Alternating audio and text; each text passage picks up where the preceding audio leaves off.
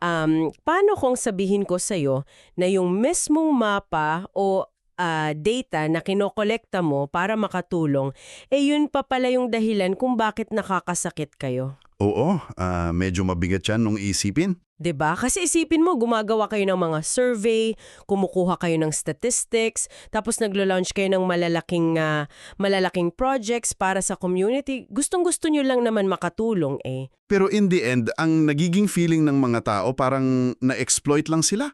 Parang nagamit lang. Eksakto. Bakit kaya nangyayari iyon? At dyan tayo papasok sa ating malalimang pagtalakay ngayon. Nakatuon tayo sa isang source, isang sobrang mapanuring kabanata mula sa isang libro, ang Chapter 12. Yung When the Map Becomes a Mission. Yun nga. At gusto kitang batiin, oo, ikaw na nakikinig sa atin ngayon, kasi ang mission natin dito, hindi lang ito para sa mga head ng NGO o leader ng simbahan. Para ito sa'yo. Kahit HR manager ka o simpleng kapitbahay lang di ba? Oo. Kasi gusto nating ipaunawa na ang pagkilala sa mga tao sa paligid mo ay hindi natatapos sa pagtingin lang sa mga numero. Isa itong sining ng pagbibigay pansin, kumbaga an art of paying attention. At tunay na pagmamalasakit. Okay, himayin natin ito.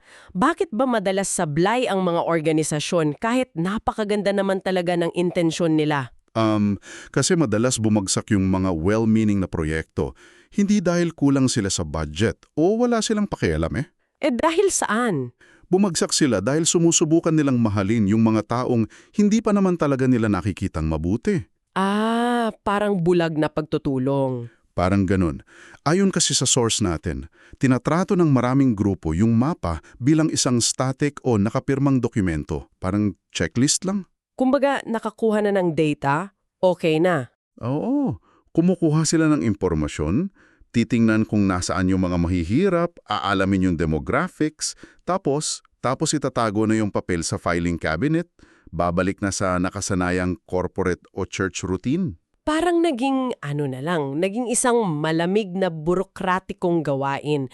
Alam mo, para itong paggamit ng Waze o GPS habang nagmamaneho. Nako, guilty ako dyan. Lagi nakatitig sa screen. 'Di ba? Kapag masyado kang nakafocus sa phone mo at doon sa maliwanag na asul na linya, hindi mo na napapansin yung mga tunay na tao sa gilid ng kalsada. Tama, hindi mo na nakikita yung lupak. Nawawala ka sa mismong realidad.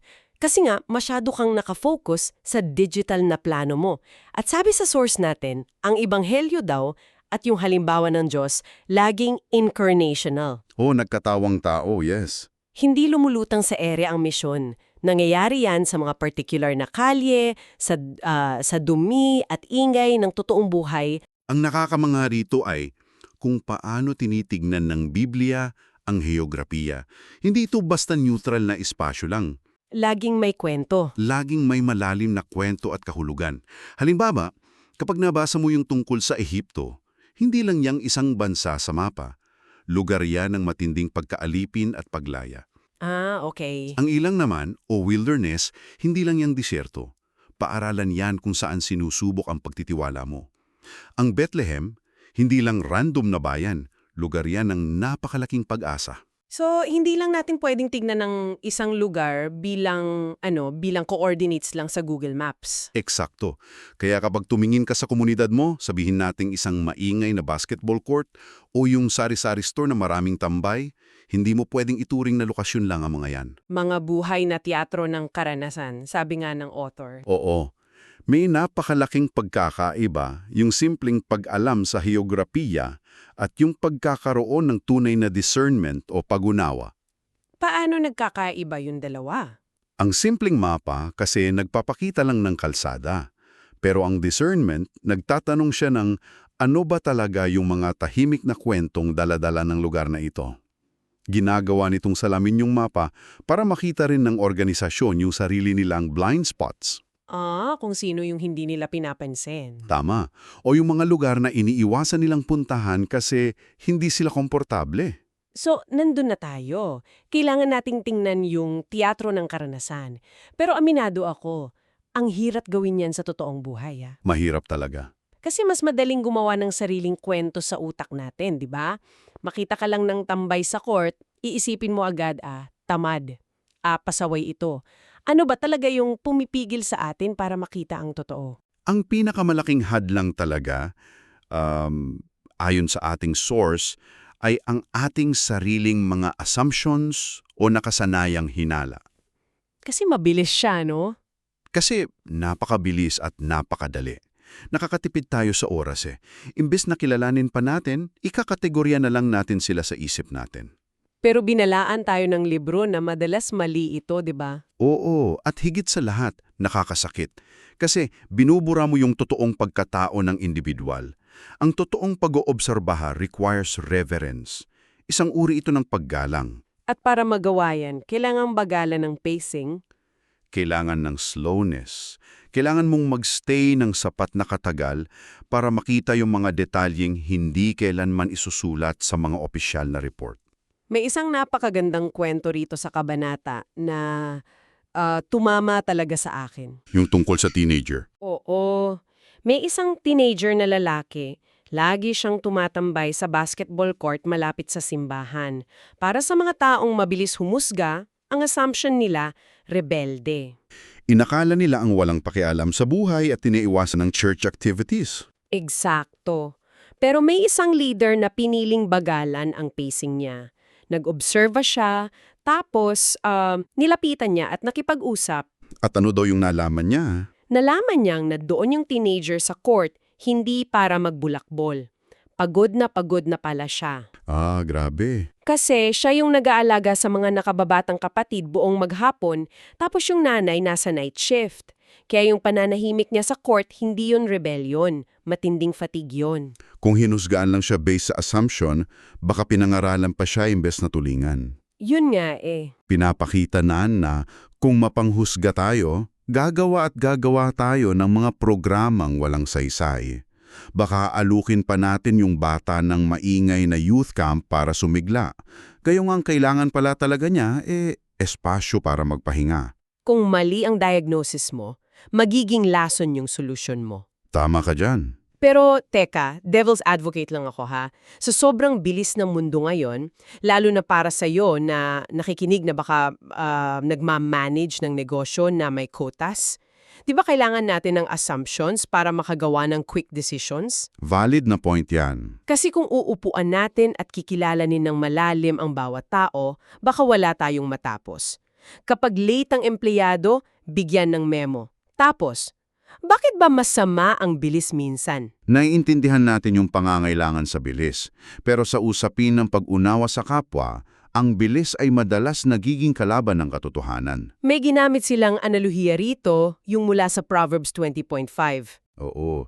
Sabi doon, ang layunin sa puso ng isang tao ay parang malalim na tubig. Kailangan ng isang taong may unawa para makuha ito. Pag-isipan mo yun, malalim na tubig. Hindi pwedeng madaliin ang pag-iigib. Hindi talaga. Kung gusto mong malinis na tubig ang makuha mo, kailangan ng pasensya. Maraming organisasyon ngayon ang gusto mabilis ang impact pero ayaw magbigay ng presence. Gusto magandang resulta sa quarterly report pero ayaw mag-invest ng oras. At ang impact na walang totoong presensya, nagiging abstraction na lang.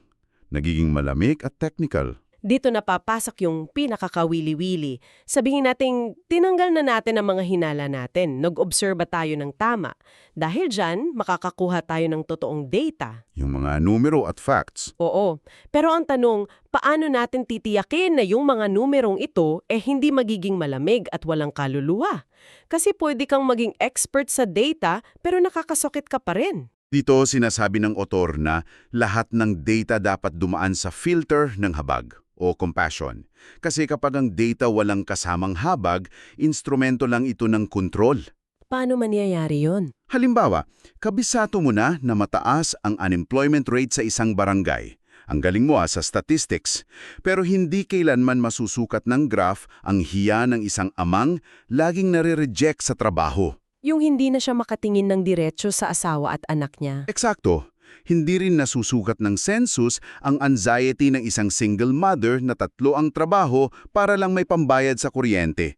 Ang data nagbibigay ng facts, pero compassion ang nagbibigay ng kwento. At kung titingnan lang natin sila bilang statistics o bilang target market, inaalis natin ang dignidad nila. kinakalimutan nating may image of God sila. Totoo yan. Gusto kong balikan yung halimbawa sa Biblia na nabanggit. Nang maglakad si Jesus, hindi niya tiningnan yung mga tao bilang kategorya. Hindi niya sinabing, kayo yung demographic ng mga mahihirap. Nakita niya silang parang mga tupang walang pastol, gaya ng sa Matthew 9:36. Nakita niya silang isa-isa na nangangailangan ng pagkalinga. May magandang paghahambing yung libro tungkol doon, Yung pagkakaiba ng counting at caring. Ay, yun! Yung pagbibilang versus pagmamalasakit. Yung counting kasi, nagtatanong lang niya ng gaano karami ang mahirap dito para sa report. Pero ang caring, nagtatanong ng sino sila? Ano ang mga pangalan nila? Ibang-iba yung lens. Kung iko-connecta natin ito sa mas malaking larawan, binabago ng habag ang mismong mga tanong natin. Imbes na itanong kung anong serbisyo ang maibibigay ng mabilisan para masabing may griwa tayo, nag-iiba yung approach. Ano na yung itatanong? Physical na pananatili o presence at tunay na pakikinig. Bakit kaya ang simpleng pagstay ay mas malakas pa kesa sa malalaking milyon-milyong pisong proyekto? Kasi ang pananatili ay hindi pagliging pasibo eh. Sa mundo ng totoong paglilingkod, yung pagstay mo, yun mismo yung aksyon. Naibinanggit na mahalagang distinction ang author tungkol dito, yung pagkakalaiba ng extraction at relationship. Oo, yung extraction, isipin mo parang pagmimina yan. Pumupunta ka sa isang lugar, kumukuha ng informasyon, nagpapafill up ng survey. Tapos, kinukuha mo yung sad stories nila para sa brochure mo. Tapos, alis ka na. Wala ka nang pakialam pagkatapos. Kaya feeling ng komunidad, inaabuso sila. Nagagamit lang. Ang relationship naman ay kabaliktaran. Inaalam mo kung sino sila para magbigay galang at makipag-ugnayan ng pangmatagalan nang walang hidden agenda. Eto, may kwento rito sa chapter na napahinto talaga ako. Isang matandang babae na nakatira sa mahirap na lugar. Sanay na siyang binibisita ng mga politiko at grupo. Magdadala ng tulong, magpapapicture, tapos mawawala na agad. Yun na. Hanggang sa may isang maliit na grupo na nagsimulang bumisita. Walang kameras, nagdala lang ng kaunting groceries, umupo sa sala niya, uminom ng tsaa, nakinig sa kanya, at nagdasal kasama niya. At ginawa nila yon, linggo-linggo. Oo, nananatili sila. It hits hard, di ba?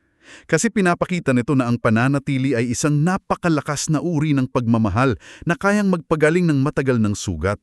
Tinatawag itong historical mistrust sa mga institutions. Marami kasing komunidad ang napangakuan na ng pagbabago, pero iniiwan din sa ere. Kaya may pader na sila.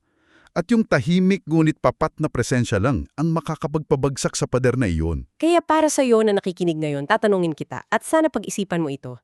Naisip mo na ba kung ikaw ba yung uri ng tao na nag-e-extract lang ng kailangan mo sa mga kasamahan mo? Yung tipong kinukuha lang yung data tapos wala nang pakialam bilang tao? O nagbibigay ka ba ng tunay na presensya? And moving on, expert, bakit ba ang totoong pakikinig ay nangangailangan ng matinding kababaang loob o humility? Madali lang namang makinig. Mahirap makinig ng totoo. Kasi ibig sabihin yan, handa kang mapatunayang mali. Handa kang aminin na yung malalaking plano mo sa whiteboard, baka hindi naman pala kailangan ng komunidad. May classic example yung libro tungkol dito. Yung tungkol sa youth event. Ay oo, yung simbahan na gustong maabot yung mga kabataan, nag-organize sila ng bonggang event. Gumastos ng malaki para sa banda, lights, sounds. Pero nung araw ng event, walang pumunta. Walang pumunta. Bakit? Kasi nag-assume sila. Nang magpakumbaba sila at talagang makinig sa mga kabataan, nalaman nilang hindi naman pala concert ang kailangan ng mga to. Uhaw pala sila sa mga adults na pwede nilang pagkakatiwalaan. Kailangan nila ng mentors, hindi ng isa pang show. Kaya yung kababaang loob na amining sablay yung strategiya mo, yun yung magbubukas ng pinto sa tama at makabuluhang misyon.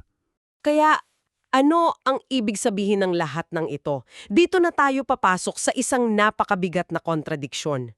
Kung ang tunay na misyon pala ay mabagal at tahimik, Yung paulit-ulit na pagbisita, pag-inom ng tsaa, paano ito lalaban sa kultura natin ngayon? Kasi aminin natin, ang kultura natin ngayon, mapa-corporate man o religious, uhaw sa spectacle. Gusto natin ng malalaking events, may viral video para magmukhang successful. nagbubunga ito ng isang mahalagang tanong. Mas mahalaga ba para sa atin ang maging relevant at sikat sa mata ng publiko o ang maging faithful at tapat sa ating tungkulin? Yan yung brand logic versus kingdom logic, di ba? Oo, ang brand logic nagtatanong, paano tayo makikita ng iba? Maganda ba optics natin? Pero ang kingdom logic, bumabaliktad nito. Nagtatanong ito, paano tayo makapaglingkod ng tapat kahit walang kamera? Kasi ang panganib ng spectacle, nagtatago ito ng mababaw na pundasyon. Madaling mag-organisa ng event at magpa-caker, tapos magmukhang successful.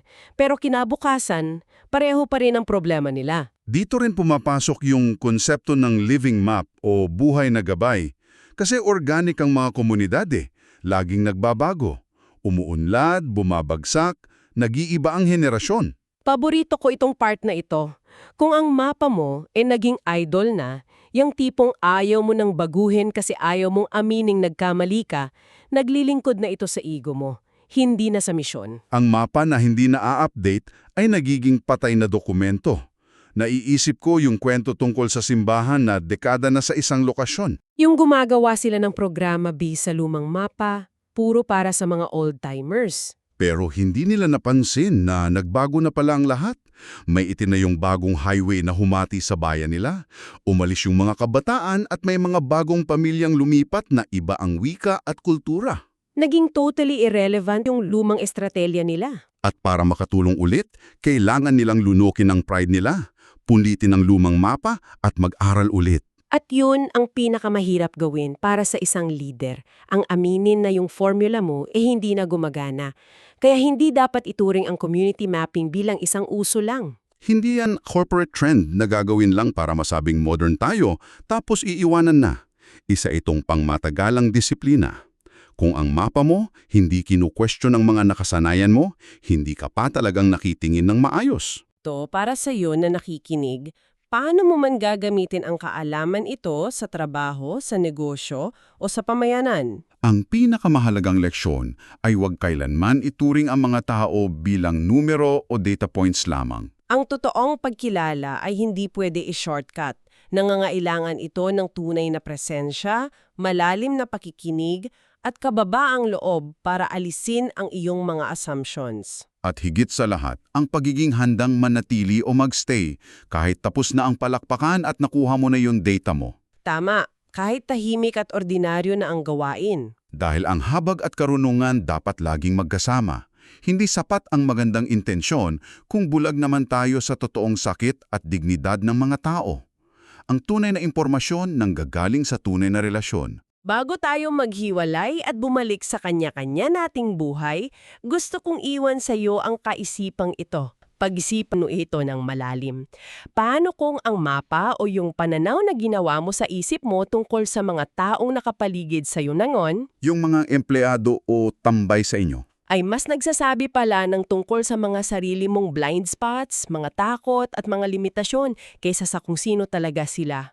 Handa ka bang punitin ang lumang mapa mo para makita sila ng malinaw at walang husga? Panahon na siguro para ihinto natin ang pamiminak ng kwento ng iba at magsimula tayong makibahagi sa buhay nila. Maraming salamat sa pagsama sa aming malalimihang pagtatalakay sa mga nakakamanghang ideyang ito. Patuloy na mag-usisa, matuto at magmalasakit.